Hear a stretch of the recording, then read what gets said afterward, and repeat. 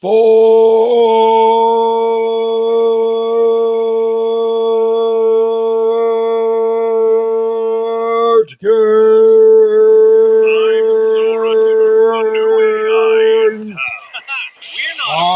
still a hard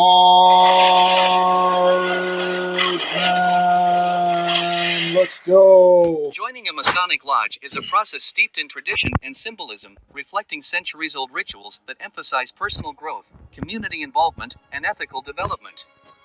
Freemasonry is a fraternal organization that aims to promote moral and intellectual advancement through its teachings and practices.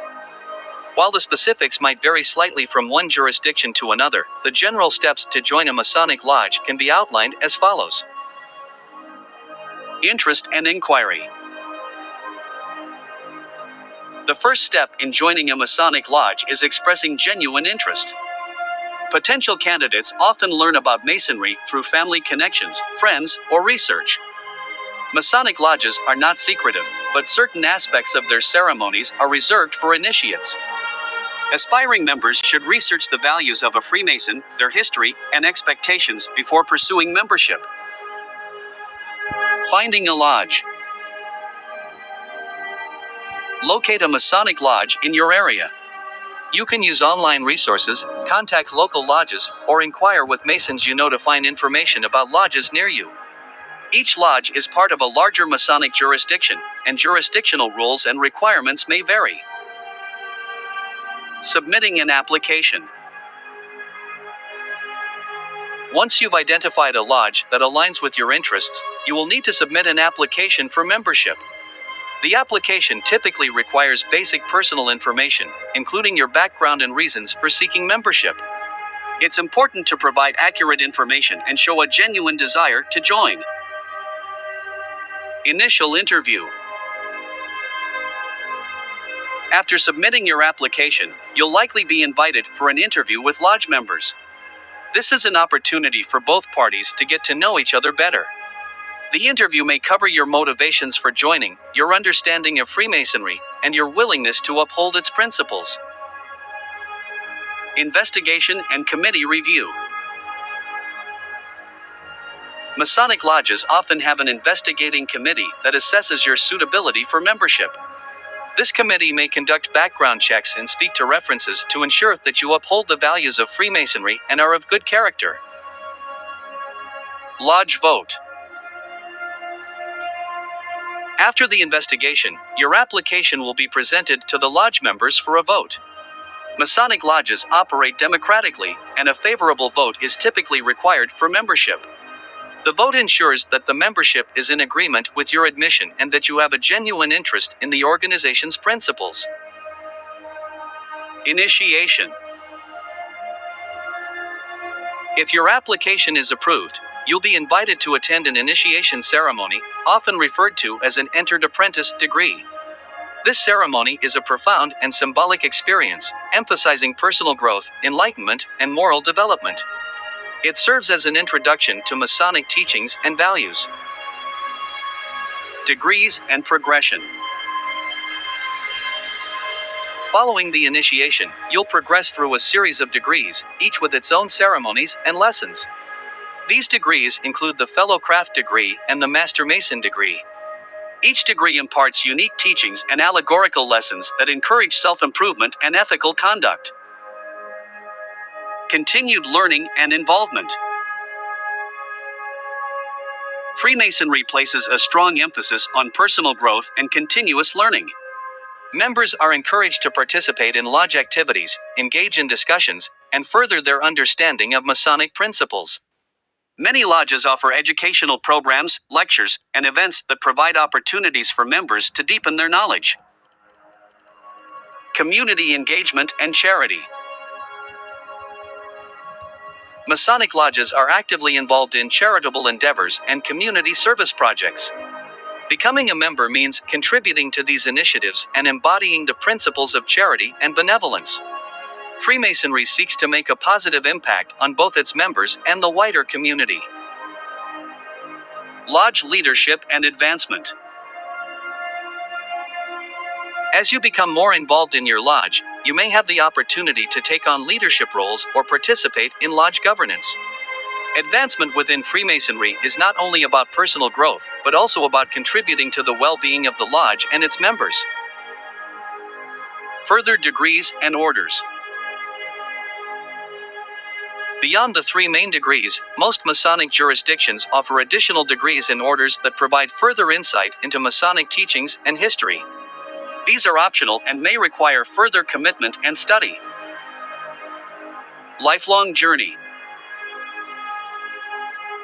Joining a Masonic lodge is not just about completing a series of steps, it's a commitment to a lifelong journey of self-improvement, ethical conduct, and community involvement. Freemasonry offers a supportive and engaging environment for members to explore deeper aspects of themselves and their role in society.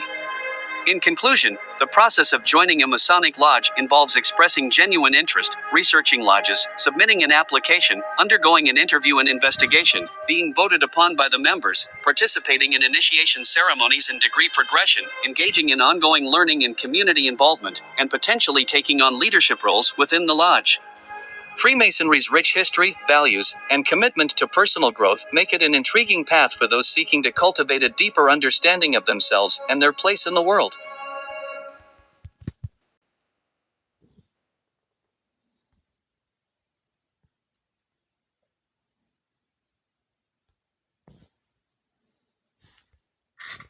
I used to be a Freemason, and a lot of Freemasons have said that the best day of their life was the day they became a Freemason, the day they were called brother. Well, I thought I'd describe this day, give you a little detail. Let's talk about it. So first, you're invited into the lodge, and they bring you into a special room where you're asked to put on some special clothing. Mine were about 50-year-old kind of pajamas, almost like medical scrubs. So they prepare you. So in preparation for this, you put on those clothing. Your left breast is exposed. Your one leg is actually exposed. You have one shoe on. And right before they bring you into the main Masonic area, the lodge room, they put a blindfold on you. Then they put a noose around your neck. And yeah, you should be a little freaked out, but you're like, well, these are good Christian men. They should be able to, it's going to be okay. So then when you open up the door, you're let in, and a dagger pokes you in that naked left breast. And you're warned that the pain that you felt when the dagger touched your left breast was to remind you of the pain that would happen to you if you revealed anything you saw in this room. Once again, these are good Christian guys doing this. Yeah. So then you're walked around the lodge, and they go through a bunch of like a ritual prayer from the Old Testament, by the way, no New Testament. And then you're presented at the altar. That altar's right behind me here in this picture, where you basically are introduced to the lodge, and you then give your Freemason oath, or obligation. So the first part of the obligation seems pretty normal. It says, "In my own free will and accord, in the presence of God, in this worshipful lodge, erected to Him and dedicated to the Holy Saints John, I do hereby solemnly and sincerely promise and swear that I will always hail, ever conceal, and never reveal any parts of Freemasonry." Then, at the end, you bind yourself under an obligation, so you swear an oath, obligating yourself under no less a penalty than having your throat cut across, the Freemasons ripping your tongue out by its roots, and your body buried in the rough sands of the sea, where the tide ebbs and flows twice in 24 hours. That you steadfastly and sincerely promise and swear in the name of God.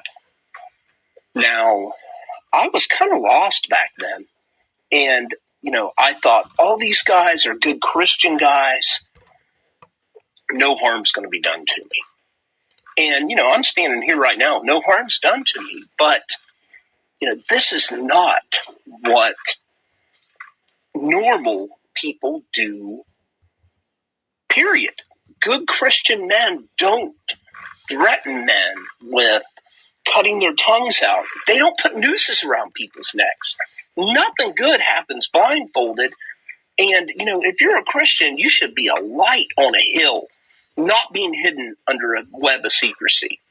So that's basically that first experience of a Masonic Lodge.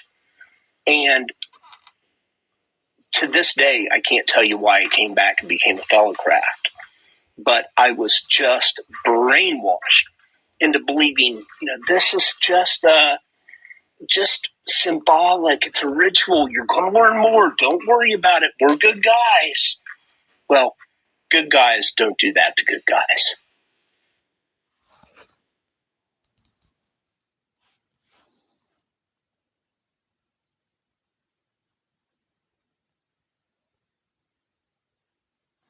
Last year, I somehow managed taking 4 classes, being a content creator, having a social life, an internship, and being a club president.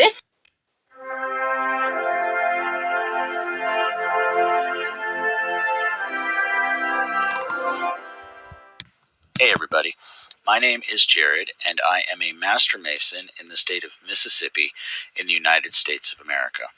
And before we get into the rest of this Entered Apprentice playlist and talk about the actual Entered Apprentice degree, I want to answer a question that I get on a fairly regular basis. This question comes from people whose petition has been accepted and they are now waiting for their actual Entered Apprentice degree. They're waiting for that date to come and they want to know, what can I do to get ready for my Entered Apprentice degree? They want to know what information they need to know, what preparations they need to do before they get their degree. Well, I hate to disappoint you if you were worried that you had to get a whole bunch of studying done before you got your degree, but you've already done the hard part. You decided to become a Freemason. You went through the difficulty of finding a Freemason to ask and asking them, how do I become a Mason? You filled out a petition, you interviewed with members from the lodge, and the lodge accepted your petition. At this point, there really is nothing more for you to do than wait. However, I think perhaps this is a good time to reiterate a couple things so that we can make sure that you understand what kind of a fraternity you're getting involved with. So, if somehow it has escaped you up to this point, you need to understand that the majority of the morality lessons that are going to be taught to you are based on Scripture. Here in the United States, especially here in the state of Mississippi, that Scripture is the Holy Bible, and more specifically, the King James Version of the Holy Bible. And the lesson that is being taught is based on a legend. It is called the Hiramic legend. It is based around a man called Hiram Abiff. So, perhaps the thing for you to know about, or the thing for you to understand before you get your initiation, is that a lot of the lessons that are going to be taught to you are taught to you based on biblical stories. Things that we read and learned in the Bible that we then apply a different type of learning to, where instead of trying to teach you what is taught in church, where you are more concerned about your immortal soul and your life hereafter, what we're concerned about is teaching you morality lessons for your life here on earth. And in this way is why in Freemasonry we constantly say that Freemasonry is not a replacement for the church. We're not here to teach you salvation. That is something you need to go to church to be taught and to understand and to study. We're here to teach you how you can be a better person here on earth for yourself and for everybody that you interact with. But we still teach those lessons based off of the stories and the histories that we find inside of the Holy Bible.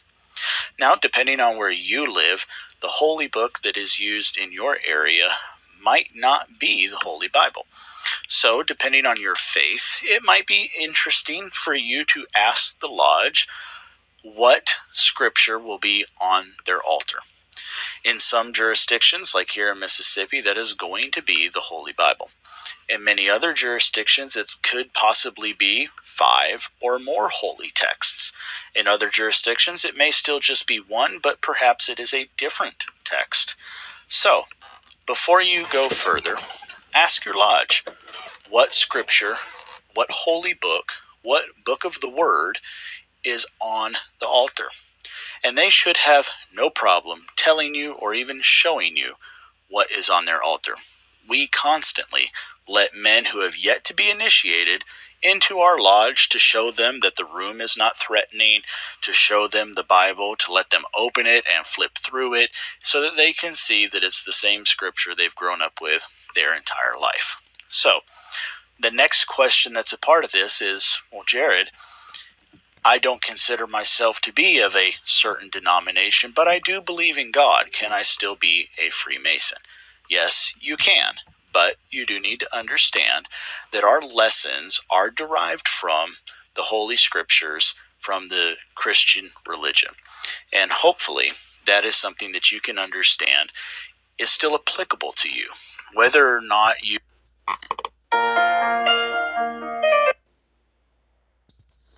Hello. Do you want to play with me?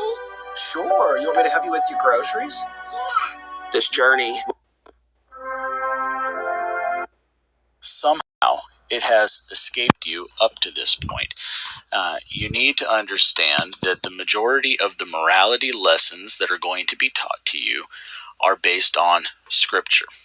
Here in the United States, especially here in the state of Mississippi, that Scripture is the Holy Bible, and more specifically, the King James Version of the Holy Bible. And the lesson that is being taught is based on a legend. It is called the Hiramic legend. It is based around a man called Hiram Abiff. So, perhaps the thing for you to know about, or the thing for you to understand before you get your initiation, is that a lot of the lessons that are going to be taught to you are taught to you based on biblical stories, things that we read and learned in the Bible that we then apply a different type of learning to, where instead of trying to teach you what is taught in church, where you are more concerned about your immortal soul and your life hereafter, what we're concerned about is teaching you morality lessons for your life here on earth. And in this way is why in Freemasonry we constantly say that Freemasonry is not a replacement for the church. We're not here to teach you salvation. That is something you need to go to church to be taught and to understand and to study. We're here to teach you how you can be a better person here on earth for yourself and for everybody that you interact with. But we still teach those lessons based off of the stories and the histories that we find inside of the Holy Bible. Now, depending on where you live, the holy book that is used in your area might not be the Holy Bible. So, depending on your faith, it might be interesting for you to ask the lodge what scripture will be on their altar. In some jurisdictions, like here in Mississippi, that is going to be the Holy Bible. In many other jurisdictions, it could possibly be 5 or more holy texts. In other jurisdictions, it may still just be one, but perhaps it is a different text. So, before you go further, ask your lodge what scripture, what holy book, what book of the Word is on the altar. And they should have no problem telling you or even showing you what is on their altar. We constantly let men who have yet to be initiated into our lodge to show them that the room is not threatening, to show them the Bible, to let them open it and flip through it so that they can see that it's the same scripture they've grown up with their entire life. So, the next question that's a part of this is, well, Jared, I don't consider myself to be of a certain denomination, but I do believe in God. Can I still be a Freemason? Yes, you can, but you do need to understand that our lessons are derived from the Holy Scriptures, from the Christian religion. And hopefully that is something that you can understand is still applicable to you. Whether or not you attend church on a regular basis or even profess yourself to be a Christian, you can still be a Freemason. So it is just incumbent on you to have the same open heart that Freemasons do, that you can confess a belief in deity and be able to sit in a room together and discuss things one with another openly and in friendship. So, I hope that gives you some information about what to expect as you go forward and are preparing yourself for your initiation. Just remember that you asked to become a Mason because you felt that the men that were involved in Masonry were people that you could trust. You already had an inherent trust of at least one, if not a group of men, or you wouldn't have filled out that petition.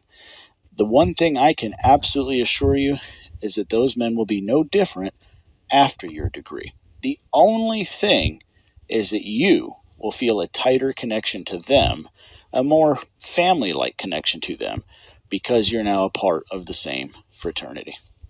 Well, I hope that gives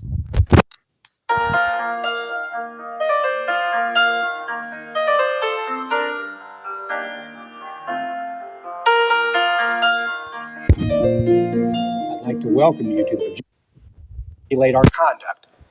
Hence, while influenced by this principle, hypocrisy and deceit are unknown among us. Sincerity and plain dealing characterize us, and the heart and tongue join together in promoting each other's welfare and rejoicing in each other's prosperity. Now, brethren, truth is an important virtue. Truth, I would compare that to integrity, character, to be good men and true. Can your word be trusted? Are you credible? Do you do what you say you're going to do? This is an important part of character, an important part of Masonry. So, brethren, let's close this section and talk a little bit about Psalm 133, which is the scripture that opens up the degree, is used in the opening prayer for the EA degree. How good and pleasant it is for brethren to dwell together in unity. This is a beautiful definition of love, really, which you'll find in 1 Corinthians chapter 13. And I invite you to take a look at that. What a beautiful way to start off this degree, to set the tone of this degree. Brethren, lastly, I'd like to say we would recommend to you a book by Joseph Fort Newton, who was a Reverend Episcopal priest, who wrote a book called The Builders. Chapters 1 through 3 covers the spirit and philosophy of Masonry. I invite you to take a read of that. You will not find a better, more elegant speaker about the power and promise of Masonry than Joseph Fort Newton. The way in which he writes is very uplifting, and I think you'll be very interested to read what he has to say. Thank you, brethren, and we'll be back in just a minute. Brethren, welcome back. We're going to talk a little bit now about the history of Masonry.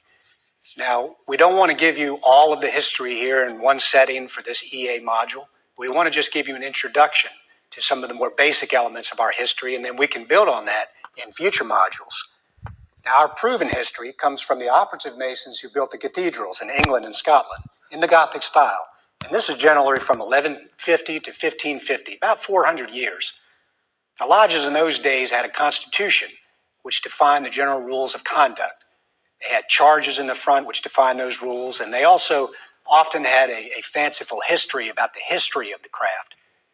Each lodge would have a manuscript, if you will, that was the charges that defined this. Now, the oldest one we know about is called the Regius manuscript, and it dates from about 1390. There are others, like the Cook manuscript, but they're all very similar of an operative nature. So these are things that you can look up in the library or online and read them, and I think you'll be interested to see how they relate to our ritual now today. In particular, I would call your attention to the charge, which we have at the end of each degree. You'll notice in there the same language and some of the same basic points that we see in the manuscripts. Some of the historical evidence we have with the operative lodges includes minutes that go all the way back to 1599 and the lodge in Scotland in Kilwinnig. If you think about that, written records from the 1600s all into the 1700s, hundreds of years ago, definite proof of how these lodges, while they started operative, eventually over the 1650s and late 1600s, they turned into speculative philosophical lodges. And we'll talk a lot more about that in the next module. But this is the written evidence we have, and I encourage you to take a look at it. Now let's move on and talk about another theory, which is some feel that Freemasonry descended from the Knights Templar. Now what were the Knights Templar? Well, they were an order of warrior monks. This order was created in 1118 by Hugh de Pines and blessed by the church, and its primary job was to protect pilgrims who were coming down to visit the Holy Lands.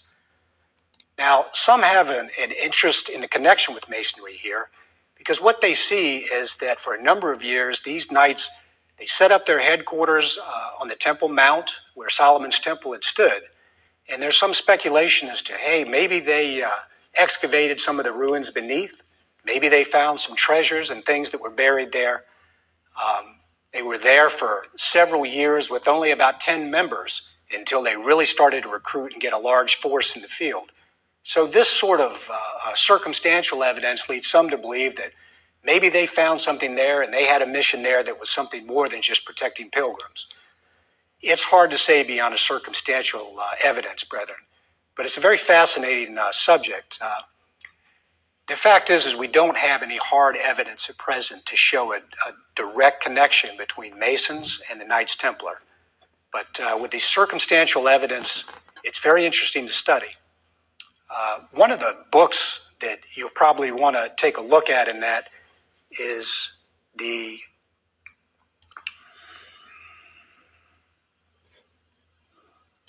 book Born in Blood by John Robinson. This is an excellent book that lays out the evidence for this case. Now let's talk a little bit further about the actual history of the Grand Lodge and the formation of the first Grand Lodge in England. This was formed in 1717 in London by 4 local lodges meeting at the Goose and Gridiron Tavern. Now these lodges were among those still active after the massive rebuilding program after the Great Fire of London in 1666. Many of you may have heard of Sir Christopher Wren, who was one of the outstanding architects in English history. He was an operative Mason, a great architect, a past master of an operative lodge, and a past master of a speculative lodge. Many things came together in this one historic figure. He dedicated his great cathedral, St. John's, in 1708. And sometime thereafter, when a lot of this great rebuilding had been done after the Great Fire, we see these lodges really begin to turn to speculative nature. And in 1717, the Grand Lodge formed. Now from there, Masonry spread into Scotland, into Ireland, across Europe, and eventually to the colonies. The emphasis and flavor of Masonry in these different countries varied, but the explosion of it was an amazing occurrence.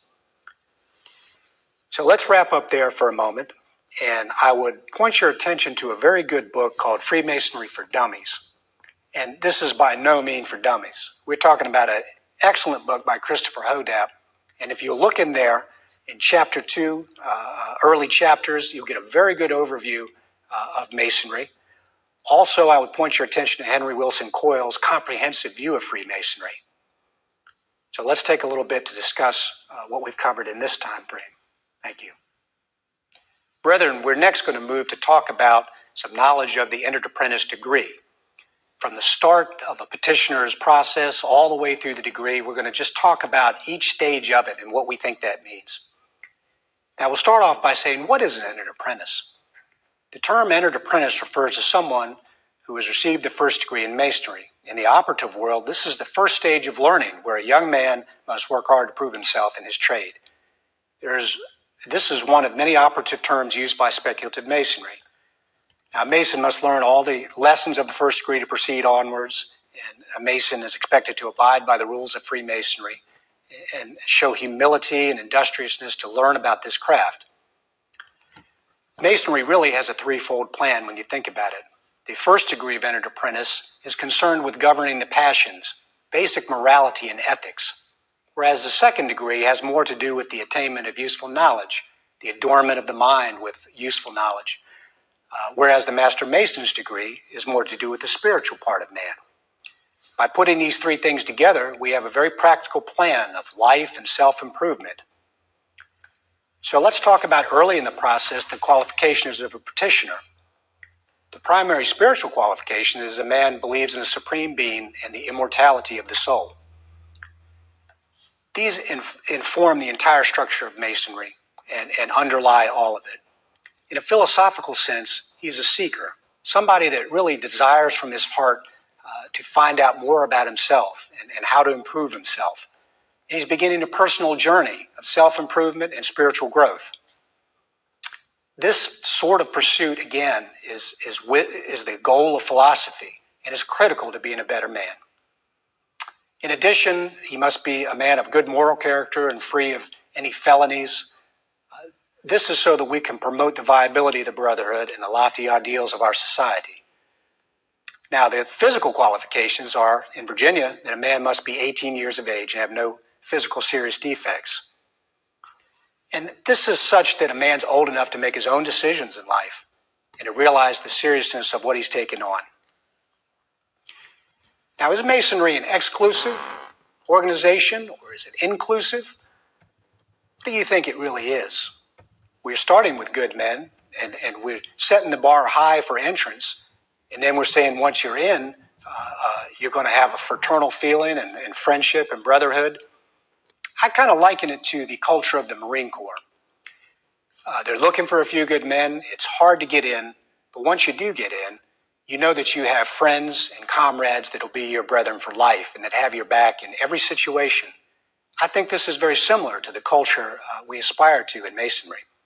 But I invite you to think about that further. Now let's move to preparation for initiation. Ideally, a candidate should find the door of Freemasonry on his own. It's that desire in the heart where he wants to improve himself that we want to drive the process. It's this turning of the heart that really begins the initiation, the change in his life. And that's why we say he's first prepared to be made a Mason in his heart. Now, the ceremonies are of a serious nature, as you've seen, dignified in their presentation, and designed to impart teachings that obligate a man to a better life. To get the greatest benefit from these ceremonies, a candidate should open his mind and prepare himself to absorb these teachings. And pay attention to what's going on around him, as I'm sure you did. There was a lot of information presented to you. These are unusual methods we use, and it may be a unique experience for you, but I think it's one that's very impressive on your mind. Now let's say one last thing about initiation. This is what we call a rite of passage as well. And I invite you to think about how is this similar to other rites of passage that you may have experienced, such as in the military. When somebody makes the rank of Chief Petty Officer in the Navy, look at all the rituals there are for that. All the things he goes through and the honor that's bestowed upon him, that's a real turning point in his life and in his career. Or perhaps in the Jewish tradition, a bar mitzvah. Or even someplace far off, like Africa, where the Maasai warriors, the young boy has to participate in the killing of a lion to show that he's ready to pass on to manhood. All of these are rites of passage, and they show going from a boy to a man. Masonry is the same way. The tradition, the ritual that we have dramatizes all of that. So now as we go to a break, I invite you to think about that, how it's like other traditions, and we'll be back in just a minute. Brethren, welcome back. Let's talk now about the degree preparation, and let's pick up and talk about where the degree actually begins, in the preparation room. Now, if you'll recall back, you were provided with a set of plain garments. Now, what is that supposed to symbolize? Well, it talks about the same level that we're all on, and it stresses the value of equality. Masonry is concerned with the internal qualifications rather than his worldly wealth and honors. All men are received in the same manner to demonstrate this principle of equality. And that could be from every level in society, from the president right on down to the gardener. And I'll give you a good example of this. President Truman in 1948, when he was running against Thomas Dewey, he reached towards the end of the campaign, and he was at a campaign stop, and it was a neck-and-neck race with Dewey. And he saw somebody in the crowd who had been a sailor on the presidential yacht, young man, and the young man's father was with them. And the young man's father mentioned to the president that they were going to do the son's Master Mason's degree that night, and would he like to join them? Now, if you can picture this, here's Truman in the race of his life just a few days before the election, and yet he took the time aside to go and visit with his family and to be there for that young man's Master Mason degree. That shows the uniting of men across all social strata, and there's real power in that, and I'm very proud of that example, and I like to think about that. Now let's talk a little further about the preparation. We're divested of minerals and metals. Now we say in the ritual that this is so we would bring nothing offensive or defensive into the lodge, and also symbolically we could say it's such that the candidate would not bring in any passions or prejudices into the lodge as well. The hoodwink. What does the hoodwink symbolize? It's the mystical darkness or ignorance of the uninitiated. It's removed at the right time when the candidate is ready to receive the light and knowledge of the degree. And it also symbolizes the veil of secrecy and silence surrounding the mysteries of Masonry.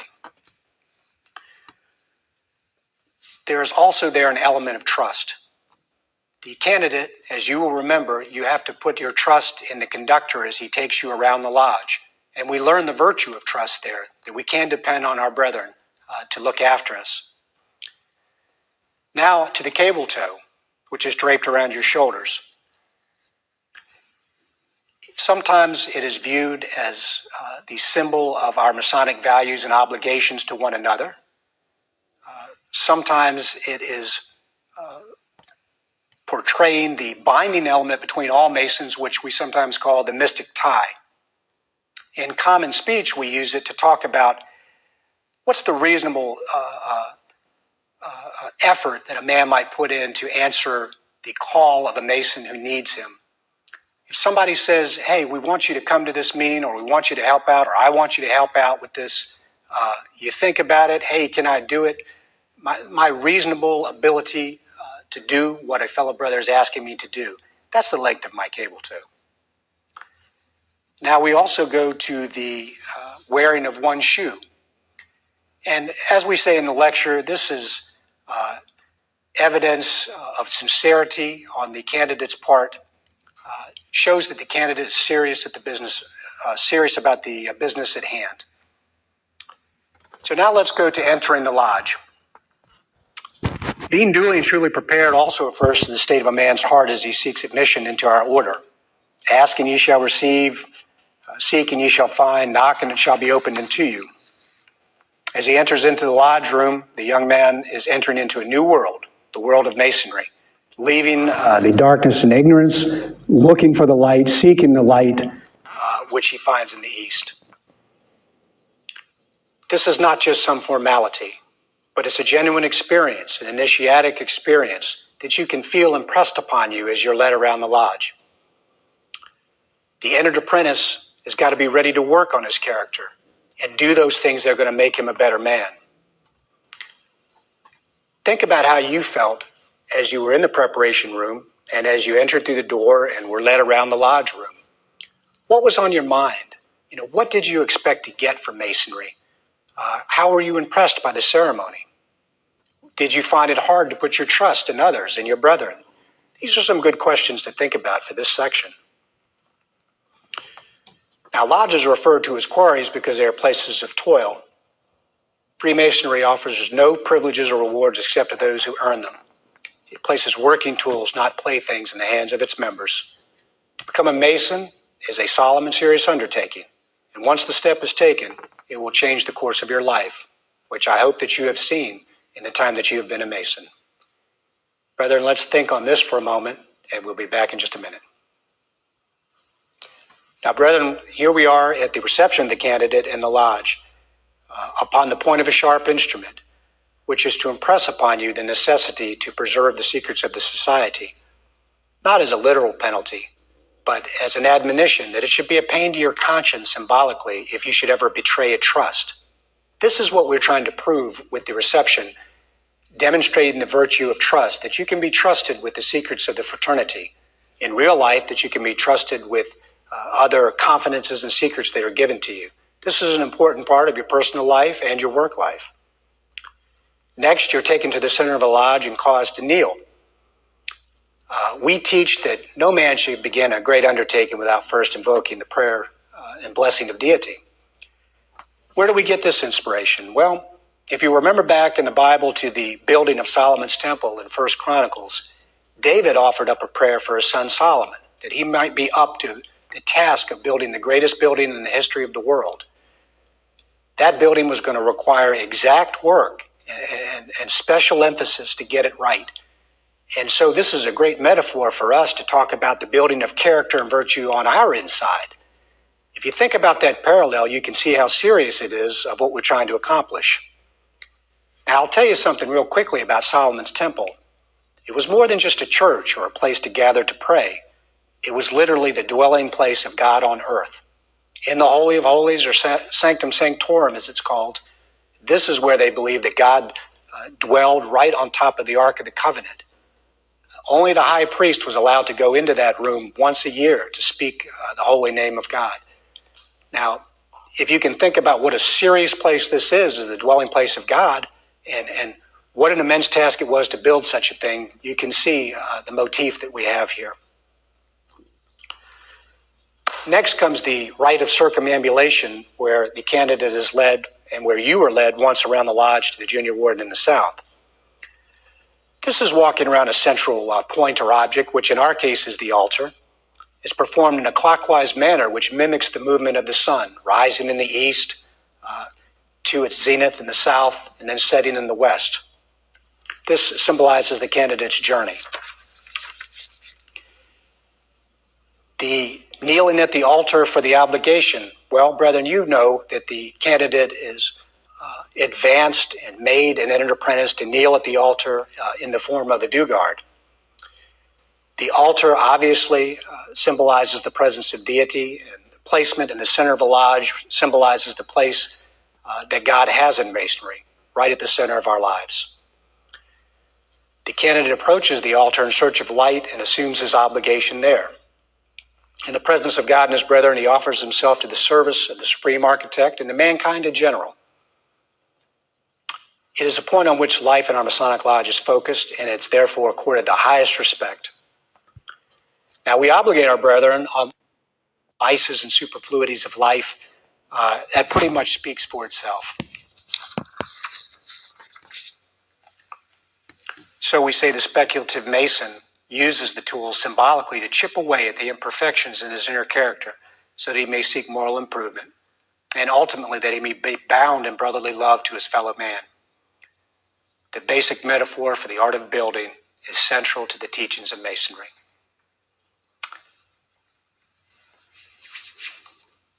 I'd like to call your attention to a particular book at this time by Alan E. Roberts called The Craft and Its Symbols. This book really brings to life some of these basic metaphors between character building and operative building, and I encourage you to take a look at it. So let's take a moment to pause, and we'll go on next to the lecture of this degree and just hit a few high points of the lecture that you received. Brethren, welcome back. We're going to talk a little bit now about the lecture of the degree, the traditional lecture. Now, the traditional lectures given to the candidate by the worshipful master are intended to elaborate certain phases of the ritual, giving a broader explanation of the ceremonies in order for the candidate to better understand the lessons of Masonry. Now, the three sections of the VMU New Mason curriculum that we're covering are intended to provide still more depth, bringing the latest scholarly perspective and understanding to our work, and to stimulate the discussion about what we've done and what we think it means. Now, I'll speak first about the four cardinal virtues, again, temperance, fortitude, prudence, and justice, that are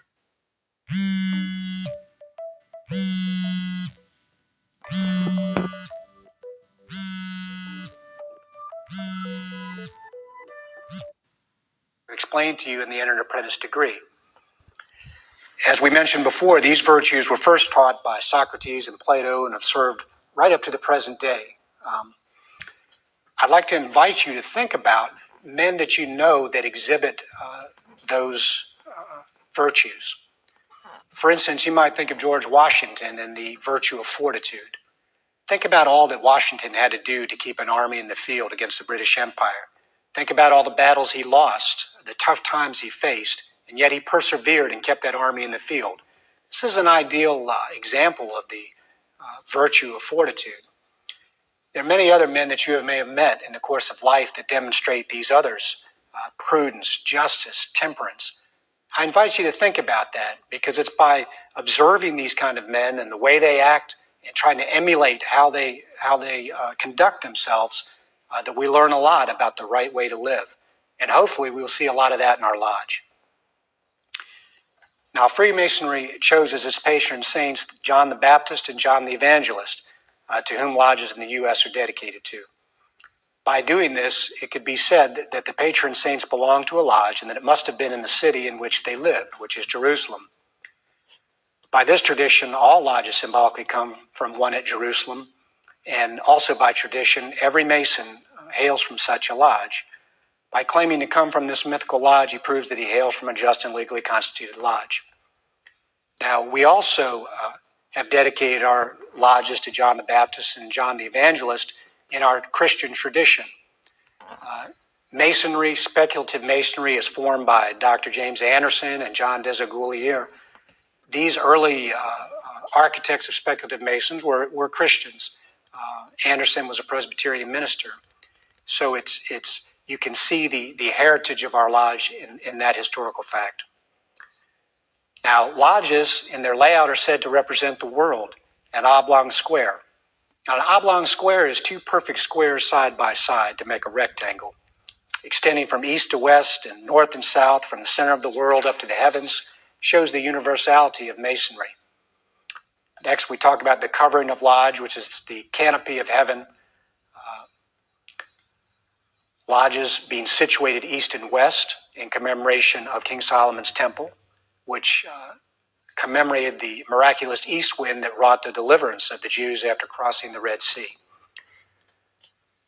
Now, the east of a Masonic lodge does not necessarily mean the point of the compass. East in the lodge is the station of the worshipful master, from whence he dispenses light and instruction to his brethren. Some lodges may actually have... All right, that's going to be all for now.